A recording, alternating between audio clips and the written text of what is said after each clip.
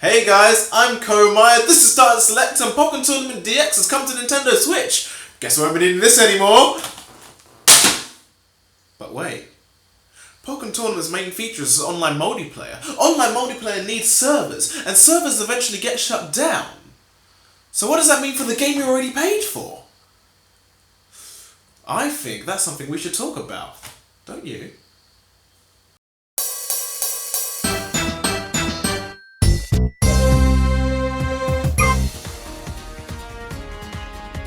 So if you don't know, Pokkén Tournament is a fighting game where Pokemon punch the living daylights out of each other like Floyd Mayweather and a no tracksuits allowed sign. I did a video on it about 2 years ago, so have a look at that for a full explanation of the game. But what you need to know for now is that it came out on Nintendo Wii U, it's being re-released on Nintendo Switch as Pokkén Tournament Deluxe, and the main reason you'd buy it is for its online multiplayer. As well as seeing a Charizard get kicked in the Pokeballs. Online multiplayer is an amazing thing. There's nothing quite like tackling another human being's ingenuity, creativity and randomness. And beating them so badly their kill-death ratio looks like the Rotten Tomato scores for motion-based animated films. It's brought together people from across the globe, allowing us to not only beat our little brother at FIFA, but turn the whole world into our little brother playing FIFA. Some have argued that online multiplayer dehumanizes gaming.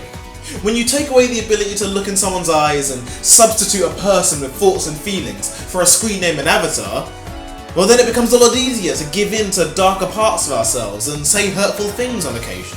If anyone thinks that is just a okay, sorry, no. That's the other series. Now, in order for you to jump into a game of Street Fighter and make some Canadian teenager feel like a lesser human being, the game usually needs something called a server. I.e. the massive computer somewhere processing the inputs from your controller and working out how that affects other players in the game world around you. Right now, off the top of my head, there'll be servers running for Pokkén Tournament and Pokkén Deluxe, 2 versions of Mario Kart 8, Splatoon 1 and 2, Injustice 1 and 2, Mortal Kombat 9 and 10, every Just Dance game since 2013, and every Call of Duty game since 2007. But running these servers costs money. And as people stop buying the game or move on to a new one of the series, eventually some suit will realise it's more financially viable to kick out the plug and quietly walk away. Now what was that about Grandpa's life support? Once you realise that, you then realise this game you own, this game you paid 60 quid for, this game that, whenever you saw fit, allowed you to completely wreck some kid like an overworked mum in the middle of the supermarket, actually has a limited lifespan. And at some point, may become totally worthless. Hey, if I spent 60 quid on a pair of jeans, I'd be a bit annoyed if 3 years later I suddenly wasn't allowed into them due to connectivity issues. What do you mean 410 error? Once upon a time, a company by the name of GameSpy ran the multiplayer services for a large number of online video games. Unfortunately, in May 2014, GameSpy shut down, which turned several video game publishers into server gypsies, drastically looking around for online social housing. I mean, who could have known it might not have been a great idea to trust a guy so shady looking you can't tell if he's wearing a hat or if a UFO is abducting the scrap in next door's backyard. So if you bought Crisis 1 or 2 or Pokemon Diamond or Pearl for the PvP, sorry bro, that 30 quid you spent just got invalidated. When I bought Pokkén Tournament on Wii U, I was sold the ability to meet another player on the field of battle and watch a Pikachu in a Luchador outfit suplex a 4-armed bird monster. You see, a lot of video games nowadays are built with the idea that people absolutely have to connect through the internet.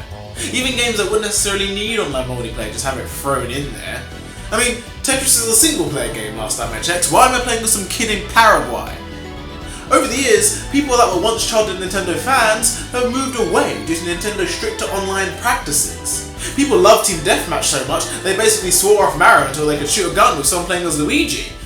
And sadly, that never happened in a million years.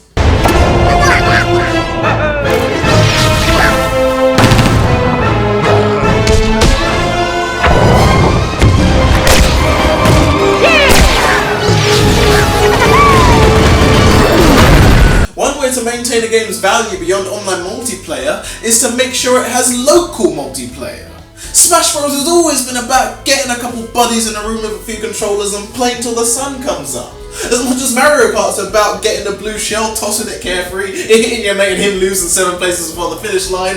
He punches the TV, he punches you, you sleep with his girlfriend to get payback, and the 10-year friendship is quickly destroyed.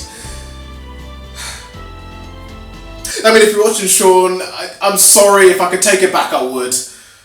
Please return my phone calls. Back online, a video game's lifespan could be extended tenfold if crossplay between Xbox, PlayStation, Nintendo and PC was a feature.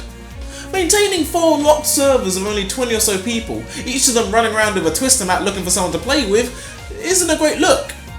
But having one server packed with so many people that twister mat turns into a bodily fluid slip and slide is cheaper and more fun for everyone involved.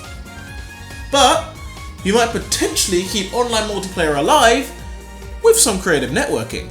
We already know game studios or publishers tend to use dedicated servers. Simply put, the console connects to the server and the server processes the outcomes of all players' actions like Robot Judge Judy, which is basically normal Judge Judy. With multiple regional servers and minimal connections, dedicated servers provide the most lag-free gameplay experience. But also cost so much dinero, men have been found on the black market selling their grandmother's bingo wings to afford their Xbox Live subscriptions.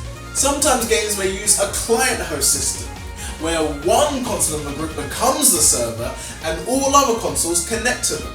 Now this method is free to run, but means the host with the most might have an unfair advantage if they can react to actions processed on their machine milliseconds before it appears to anyone else. Plus, if the host disconnects, the entire game room collapses, meaning everyone involved is reliant on the home Wi-Fi network of a kid who'd probably rather play Pokken than visit his nan after her double bingoing bypass surgery. And then games can use a peer-to-peer system. Here, each console processes its own actions and effects, and then updates all other consoles of what's going on. Again, it's free, but again, crappy home Wi-Fi networks have a greater effect, especially with the increased number of connections. Also, with the console insisting its own version of events, like an elderly woman arguing against having her aunt fat sold to Chinese businessmen, over time, players may experience desyncs. Such as in Splatoon, when you splat someone and then moments later explode yourself, because on your opponent's machine they were the one that won the fight, and it took both machines a little time to resolve the discrepancy. So even though dedicated servers clearly offer the best functioning experience, what do you do when the money runs out? I wonder if in the future, video games may be able to start on dedicated servers, but then shift to the client-host or peer-to-peer models. Action-orientated games like shooters or fighting games could use a client-host, whereas strategy games or MMORPGs could run peer-to-peer. Sure, we'd take a marginal knock in quality, but maybe if enough assets were dropped to optimize performance, it might be bearable. I mean, it's better than nothing, right? What would Grandma say? But what might be the greatest way to get your money's worth from online multiplayer? Getting online and having some fun. You know, rather than spending almost 10 minutes trying to re-theorize netcode that game programmers for the last 20 years haven't even worked out. Go on, get on Pokkén Deluxe, turn Emo Mewtwo into Wolverine's hanky, and when the time comes, the game will die a hero. Or live long enough to see itself become Phantasy Star Online. So how would you deal with your favourite online video game getting shut down? Or when was the last time you went to an old video game and only found 2 people rattling around in the dusty old lobby? Let me know down below, or chuck me a tweet. But until the next one, I've been Comire, this has been Starling Select. Thank you, and good night. Could take a pile of plywood, pleather and spray paint and turn it into this. But I often don't just wonder how they do it, but why they do it. I mean, if I had a kink for a twink in a red leather jacket, then I'd rather play Devil May Cry, you know, rather than dressing up like Porno Santa.